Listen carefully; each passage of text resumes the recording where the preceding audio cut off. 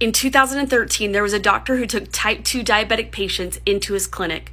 3 to 6 months later, most of them had completely reversed the illness and gotten off all their medication.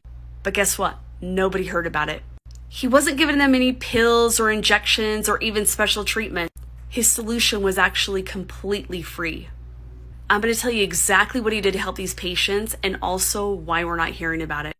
Around the same time, another study was done out of the University of Sydney, which showed a natural way to lower blood sugar levels, something of critical importance to people with obesity, type 2 diabetes, and prediabetes. But again, nobody heard of it.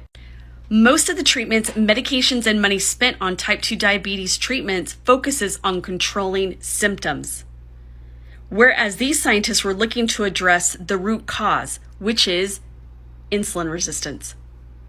In fact, in the United States alone, $380 billion is spent in trying to help treat diabetes.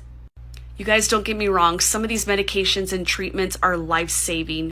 I just want to spread some awareness that there are ways to address the root cause that could be life-changing for someone. So now back to the doctor who in 2013 took type 2 diabetic patients into his clinic, and 3 to 6 months later, most of them had completely reversed this illness and gotten off their medications. How did he do it? The answer is intermittent fasting.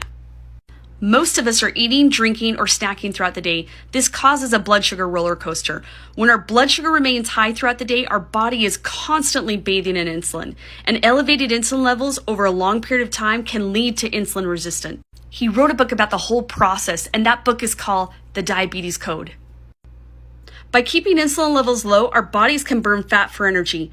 At meal times, by prioritizing proteins and healthy fibers, we can keep our insulin and blood sugar levels lower than they would be otherwise. This leads to more fat burning. Remember, not to snack between meals if you can avoid it. That interrupts the fat burning process and instead introduces more insulin into the system. I've been highly interested in this fiber and fasting research, and I can tell you in the last 17 years of owning my own wellness center, this is by far the most cost-effective and powerful tool that I have found that can help people regain their health. If anyone you know has type 2 diabetes, obesity, insulin resistance, or any condition related to insulin resistance, maybe this can give them some hope.